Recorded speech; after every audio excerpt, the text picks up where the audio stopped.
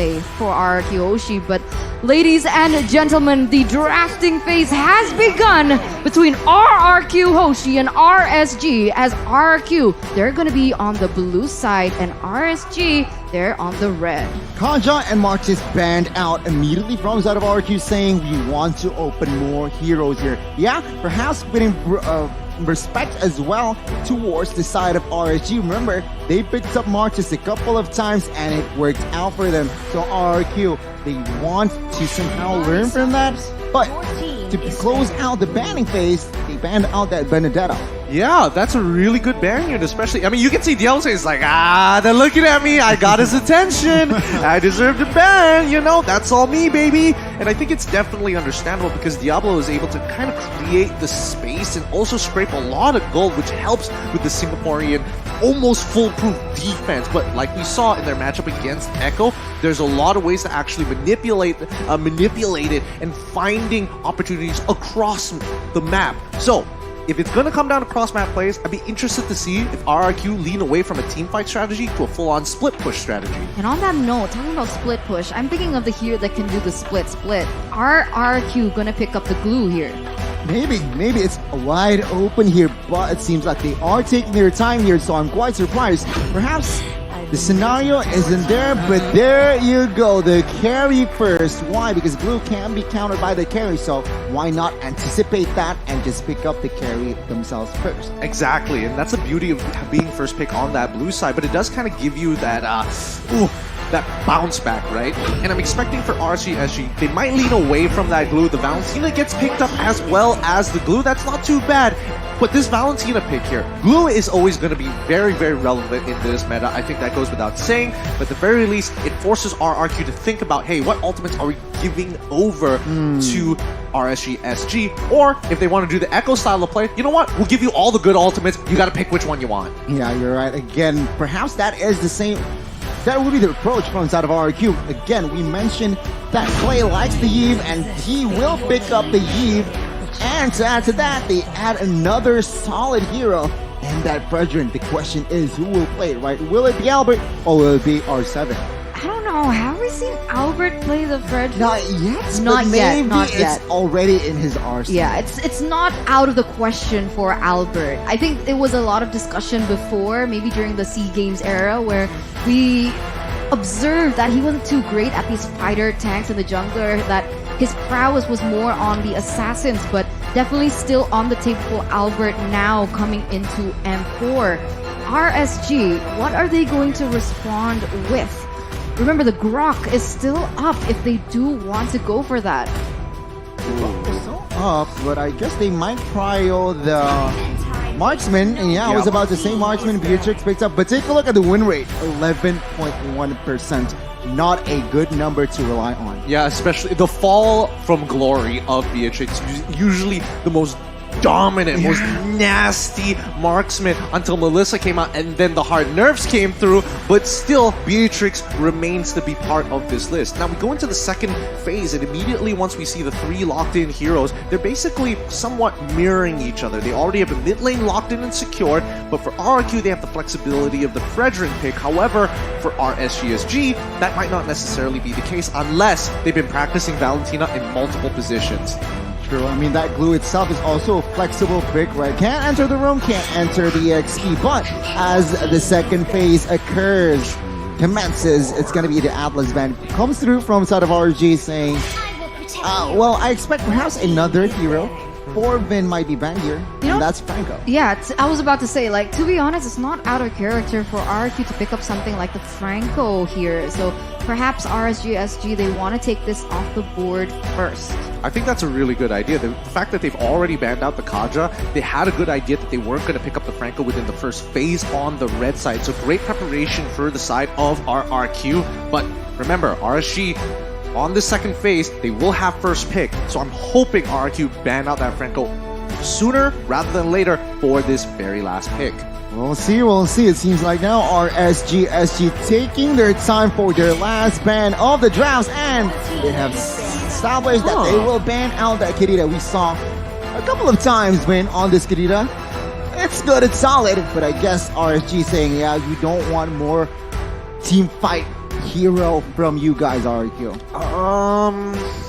That's kind of interesting because they already have the Eve. Were they expecting Vin to go and pick it up as a support to try and one-shot either Valentina, which is already hard enough, with the Petrify, or maybe even the Beatrix to jump into the backline? Because for all we know, they could technically give Lapu Lapu over to R7 and does the same job, if not even better. Okay, but it seems like the Hayabusa is going to be the ban here for RRQ Hoshi. And on that Lapu Lapu, I was thinking that Yu Song is still a possibility to be picked up, and so is the Cho up until this point. So RSG first pick here.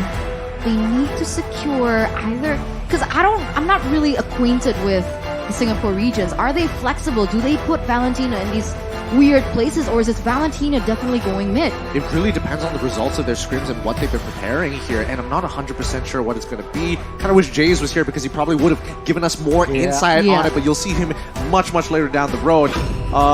Is it going to be the Franco lock-in early here? No! They're actually going to take the Cho to try and make it really difficult and put maybe... wait, let me double-check the bans. Okay, Rock is still open to go into the off lane here. It's a good option. I mean, we saw multiple times R7 playing that Brock, and the outcome is positive, but I do want to say that Cho pick is just very good for the Singaporean side. Why? They needed crowd control. They needed someone that can deny, someone can pick up, and that Cho is a perfect hero that can just set the tone for their team fight. Now, RRQ, what can they do? They want to be able to get into that back line, right? Because right now, the only person that they can do that is the Fredrin. So I'm thinking someone crazy here, but okay, Kufra is going to be the choice to close out the drafts, as well as the Lapu Lapu that Gideon mentioned earlier. And it makes sense, right? This was something that I was concerned about. How will they go into the back line? They've solved it, but now RSG with the response, who are they going to be picking up next? That's a tough question, but a very good hero here. Vin is saying, yeah, okay, you ban out my hero, Atlas Kadira. No problem, let me put some heat on this Kufra to harass the backlines, and to add to that, they have Lapu Lapu that can synergize well with this Kufra. But what are we looking at here? Gideon, last hero for Singapore? I'm thinking it could be a pick. It could be a Franco, it could be a Yuzong here. One of the...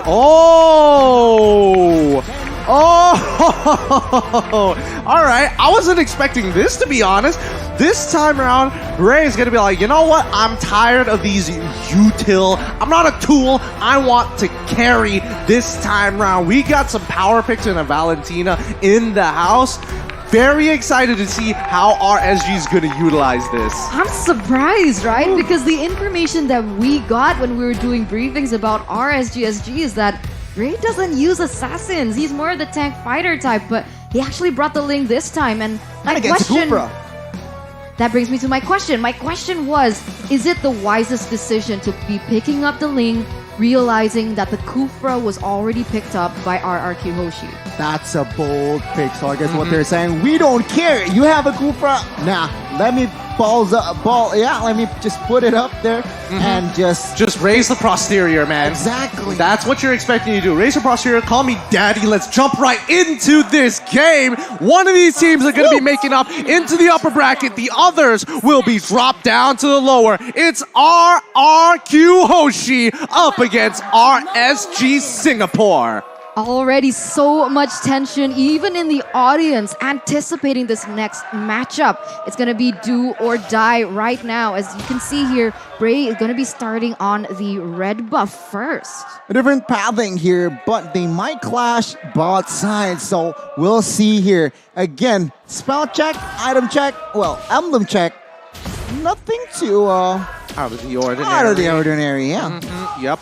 I think in this particular situation, even Diablo understands that he wants to get as many trades as possible. So taking the Avarice in the laning phase against the Lapu Lapu is great. And forcing R7 to flicker, even better. Ooh, wow, that's huge right now. R7 already caught quite low here. Diablo seems to be very dominating that lane on the glue. But here we go. We saw that Bray on the lane. He decided with the Assassin emblem. So expect a lot of showdowns happening as he's going to go in very aggressive in that playstyle. Yep, and here we go. I mean, when we looked at the keys to victories the last time, RRQ needed to look for those hard initiators, and I mean, That's what we see with Vin on this Kufra. Let's see if they can control the tempo as much as they want, because RSG, even though they don't necessarily need to fight, they can go for split pushes if they want to. They have a very mobile comp with Ray and Lolzy already on two of the most mobile heroes in the game. Yeah, they need to somehow extract the split push potential from this Ling, indeed. But I do want to note this, RSG, they can step up the gas. Remember, they have Cho, they have Ling. I expect more aggression from the side of RSG. Realize that RRQ, I mean, Yves needs to wait level 4, Kufra needs to level 4, but all I hear is silence from the right side. I mean, to be fair, RSG, they still do need to wait for level 4 as well, right? Because Lolzy is not going to be able to have that pick-off potential yet, but on the bottom side. Clay gets petrified, forced to flicker away. Bravest fighter pops. R7 is a monster. Diablo, though, mounting on R7. Not enough damage. He realizes that, and he backs away as RRQ has the space to control and secure the first neutral objective by Secret Lab. It was really interesting because RSG understood that they were looking for a potential pick here down on the bottom side. Yes, it did fail, and that's due to just Clay being an absolute beast with his flicker. Times it perfectly to get out of the right time, and R7 also being able to peel for him. But RSG never had any intention of actually touching the turtle, which begs the question, right? Where is RSG actually playing for? And I think they're going to be playing for Baby Cakes, hoping that he evolves to Daddy Cakes sometime soon. Daddy Cakes. Daddy Cakes. I'm still not over that. Baby Cakes to Daddy Cakes, but here you go. Been already charging for Lolzy, still going to be able to get out for now, but you can see that both teams are trying to vie for that mid lane pressure, and honestly, Valentina is very good at clearing those waves, but the rotations seem to be lacking as compared to RRQ, who are already in this top side. They want to punish, but notice that RSG on the bottom side making the same moves. Oh, Lolzy gets caught here. Tyrant's Rage and Revenge connecting, but not enough damage. Lolzy thinking that even he holds the flicker, but bot side 2v1 now. Wheel Manipulation pops Bravest Fighter. R7 flickers away, and no casualties for the first 3 minutes. This is how SG strives, right? They are reading the map really well. RRQ is trying to make some moves on their side, but the defense coming out for the Singaporeans, impeccable. Oh, Lolzy trying to find the right Jekundo. Oh, flickers to the wrong side. Brave times the blade. Real Manipulation in the backside, too far off. And now we can see here 1 man, and that is Diablo. Gets taken down in the hands of Carry. I agree with you. Like, everything that's been happening right now up until this point, it's so low kill. Everyone is just trying to play that macro game, and it seems like both of them are trying to read out one another. It seems apparent that in this 4th minute, RRQ leading with 1 kill, but for the most part, it doesn't really matter, as now RSG, they're already looking and vying to get to that next neutral objective, which is this turtle, and this is when the clash comes to fruition.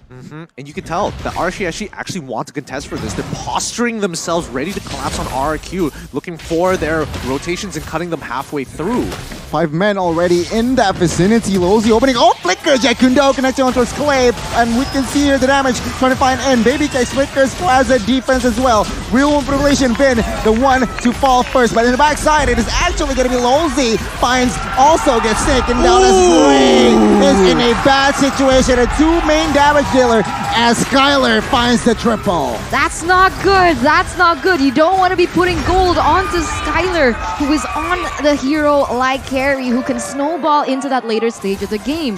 For the moment, RRQ Hoshi, they had the better trade. 3 members taken down, they got the objective as well, and now they're gonna go for a turret in this top side, and we gotta check out exactly what happened, because here is the instant replay by TikTok. Yeah, like, keep your eyes on Albert right now. Yes, it was a very good move right at the very beginning, but then Albert caught and immediately taunted the lane, causing the double kill to occur. They are still peeling heavily for Skylar, and they are revolving around his playstyle. For now, Clay, he's just trying to scale up. He's trying to get as much gold as possible. He's not expected to get kills, but the utility of his ult that he brings to the table is just far more valuable. So let's quickly look at the items, and yeah, we don't see a defensive build coming out from Clay. Immediately, Ice Queen's Wand. Right now, we can see the disparity of gold in the gold laners as well. 4,900 with an example of 3,900. So right now, Carry is how many items above the Beatrix. To be Two, fair, yeah. Beatrix is trying to build a more expensive item, and yes, Corrosive Scythe is a little bit cheaper.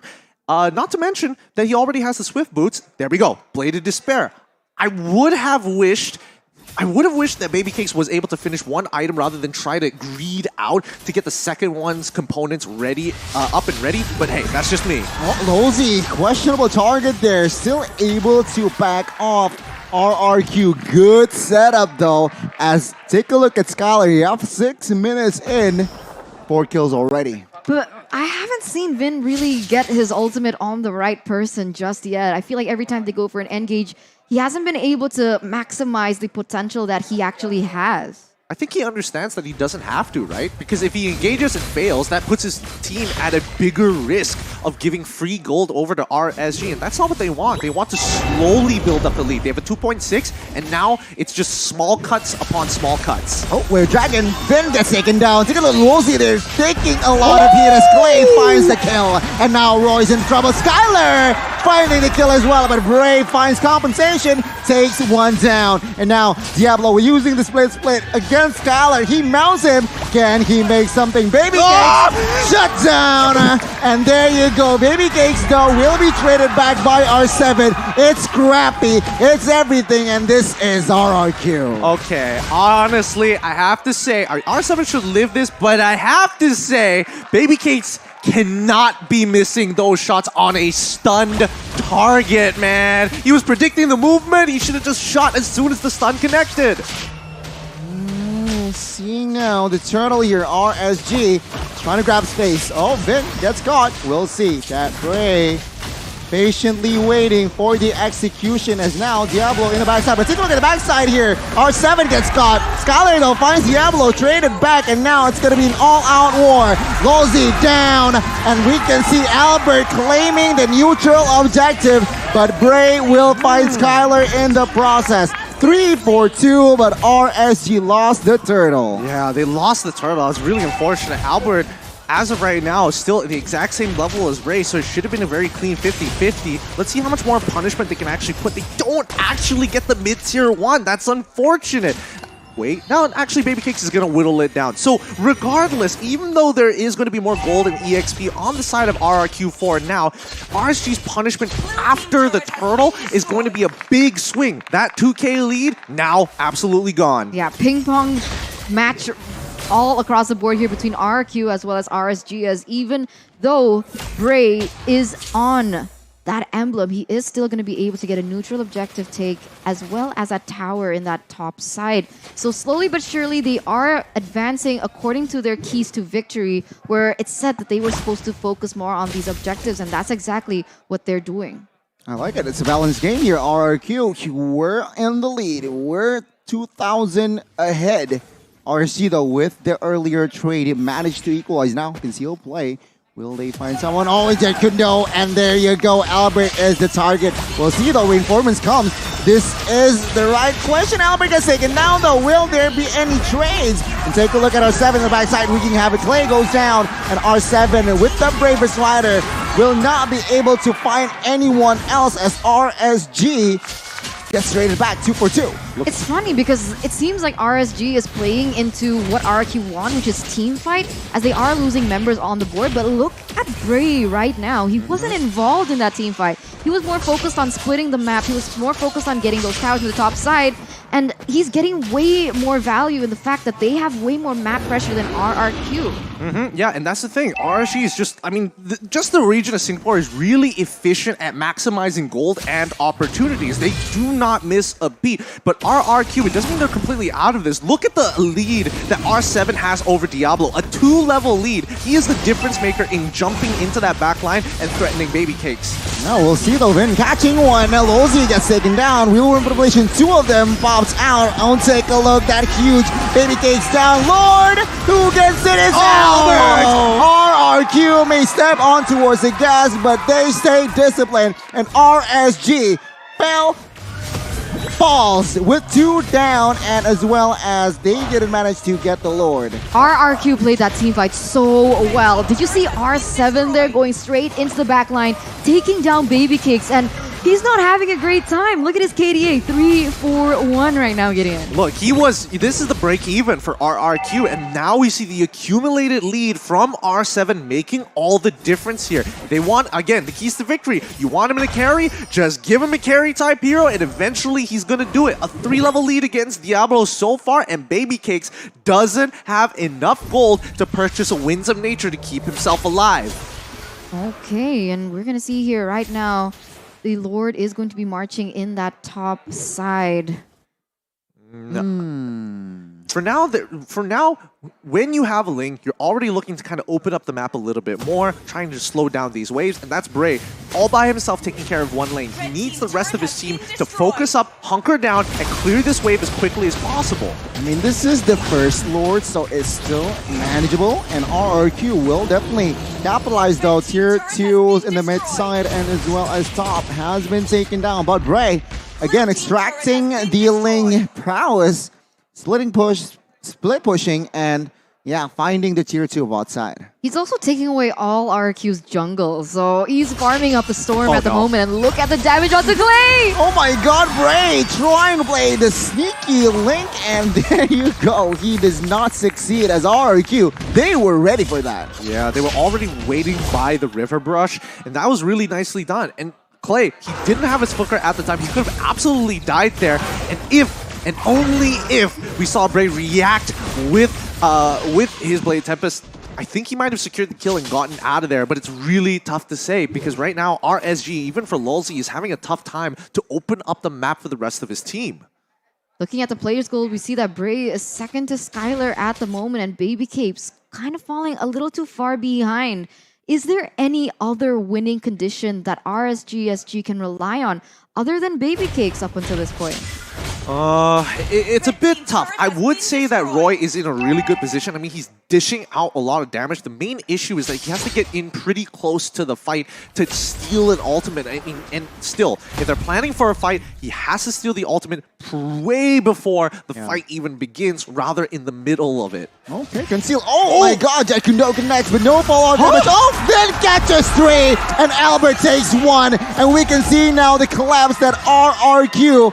It was actually Lulzy who set it up, but he gets punished right before the Lord. Man, and all the while, Bray's just chilling in this bottom side. RRQ, are they aware of this, or are they going to go straight for the Lord?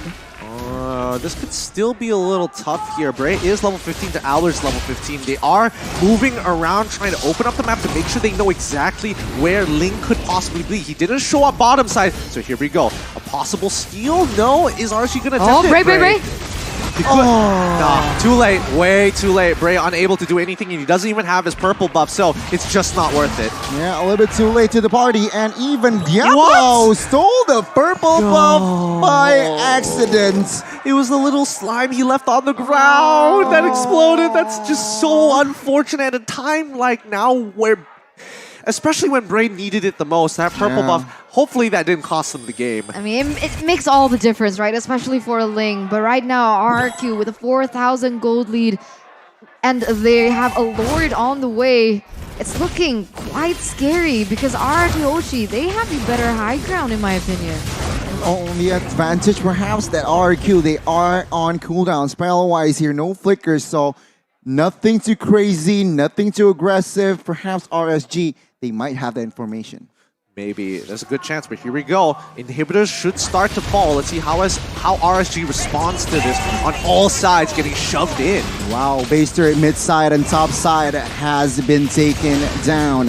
RRQ, they are taking this slowly here. They want the bot side base turret first as RSG is still on the defense here. They are looking, they are waiting for the right moment perhaps, looking for the right opening. Then charges, does not connect here. As you can see here, still both teams just dancing around for offense and defense. Still playing very disciplined though by RRQ standards, right? Usually they would want to go in for that invade straight on to the base, but no, they have actually opted to be more careful in that decision making. They tried to go in for that bottom side, but RSG, they defended that pretty well.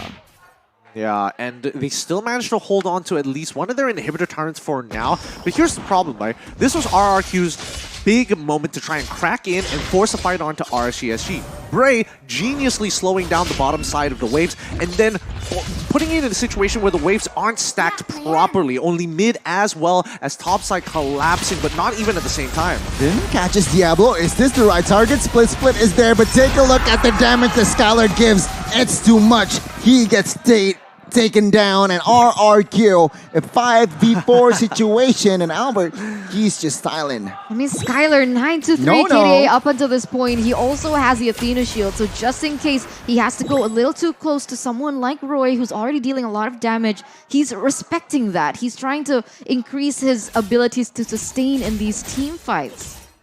It's tough. It's tough. Again, RSG is really relying on Lolzy. And yes, Lolzy is trying to make these plays. He's dying for them. But right now, I'm looking at Roy, and I need him to make a heroic play somewhere. He needs to back Lolzy up. He needs to be an active threat on the map. He's 0-1 and 8 so far, and 8 of those assists was with his team.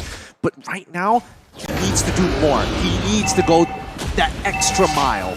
Yeah, I get your point here as Bray. He's just chilling. He's just trying to do what he can do as a Ling behind.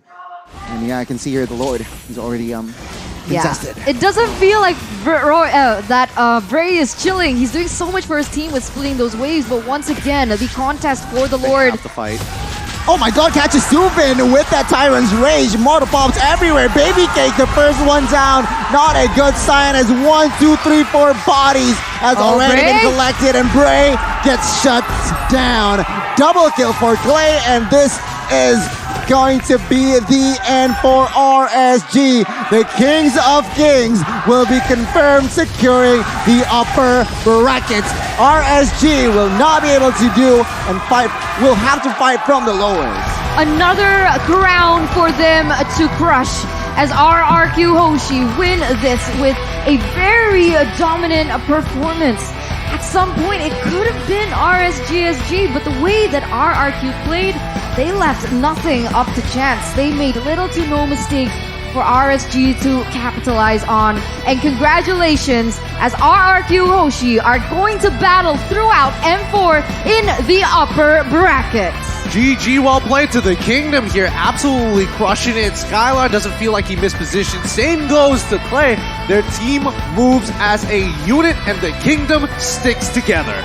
The franchise giants face off, and it is going to be RRQ who will take the throne for now. But yeah, congratulations again, RRQ. Wow, what a performance. A solid one. I feel like it was quite textbook.